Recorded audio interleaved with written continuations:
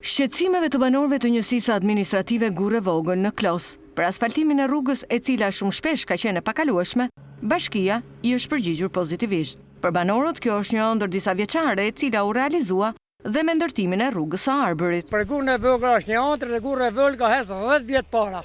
Kishe mall me blej i parë put, se u boshin me dhe me balë. Të shte, vijin shapkat edhe hypë makinët. Asfalti lumë, na, edhe gëzoj dhe une, pa mërësi si jam bosh, po 5 dit, knaqëm për rrugën gjashtë.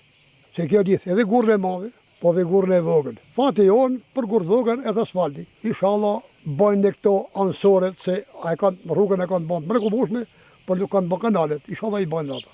Shumë të izoluar kena qenë, tani do të ecim përpara çdo gjë. Do të bëhet si lagja e Tiranës kjo fshat. Si mjeke në profesion, Valbona Kola, kryetare e Bashkisë Klos, ku bën pjesë edhe njësia administrative Gurrën e Vogël, shpreh se do të shërojë edhe problematikat e zonës.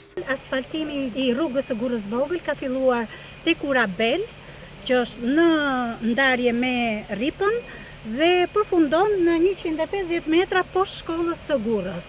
Rruga Gurrë e Vogël ka një gjatësi 3.3 km dhe i shërben rreth 1000 banorëve të zonës si dhe fshatrave Gurrë e Madhe dhe Rip.